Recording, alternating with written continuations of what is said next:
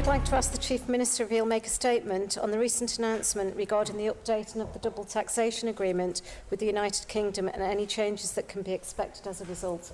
I want the Chief Minister to reply. Thank you, Mr Deputy President. The Isle of Man recently signed a double taxation agreement with the UK, which should enter into force during 2019, once all the necessary ratification processes are undertaken in the UK and it has been ratified by this Honourable Court. The agreement replaces the double taxation agreement that was signed in 1955 and is based on the latest OECD model wording, including provisions that reflect the Isle of Man's commitment to the OECD's inclusive framework on base erosion and profit shifting, otherwise known as BEPS. The agreement allows for certainty for Isle of Man residents with UK income. It introduces a tiebreaker clause and process where individuals are potentially dual resident for tax purposes, which will mean their tax resident status can now be clearly determined. I can confirm that when I bring the agreement to this court to be ratified, I will provide more information. Supplementary question, Ms Edge. Thank you, Mr Deputy President.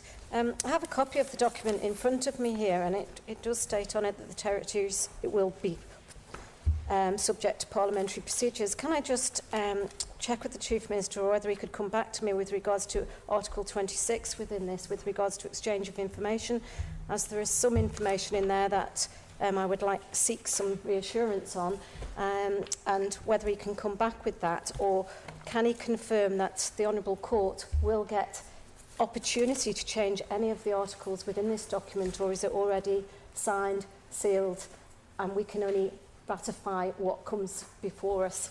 Thank you, Mr Deputy President. Chief Minister to reply. Thank you, Mr President. Obviously, it will be debated in this House, Mr President. If the court decided to not agree with it, then that's for Tynwald Court to decide.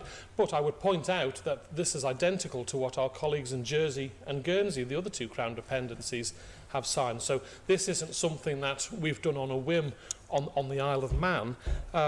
I think the new DTA and its accompanying protocol are identified in all material respects to the new DTAs and protocol to be signed by Jersey and Guernsey, as we conducted the negotiations jointly.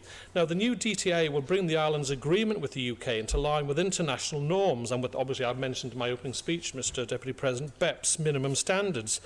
And it is therefore consistent with the policy of maintaining our commitment to meet international tax standards in relation to tax and transparency, which falls within the main theme of responsible island. Now, I think it's important, Mr Deputy Speaker, as I've said, we will be bringing the full details. Yes, we will, item 26, I've obviously got a copy here, and all honourable members are more than welcome to have a copy, which they will be given well in advance. And if the honourable member has a concern now, if she's spotted something with clause 26, then I'm more than happy that our team, who have been working on this, will have a meeting with her. But we have to comply with our international tax transparency. So whilst I'm not saying this is the done deal, it's up to Tynwald Court to decide, I would be highly surprised if it deviated from the wording here, because this has already been, this is what our colleagues are doing, it's been worked on a while, and it ensures that we comply with the latest legal international standards, which we've all signed up to. Supplementary question, Mr Hooper. Thank you, Mr Deputy President. I wonder if the Chief Minister is aware of the relatively common practice of treaty shopping, where double taxation agreements play a very important factor when companies are deciding where to locate their business. And in that vein, I just wonder if you could share with us who was consulted before the updated agreement was signed, just to make sure that any opportunities that may have been available were taken advantage of. Chief Minister to reply.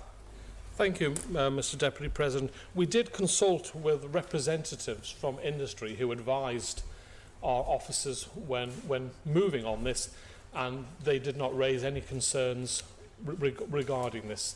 It streamlines, it brings up to date. The proposals will hopefully allow the UK to help us reclaim tax debt from people who owe the Isle of Man government money, and vice versa. That's probably the main change, is where we have to help the UK collect tax and the UK have to help us collect tax. But it's not a radical change. It brings us forward. But this is something we did check with industry leaders before we went off.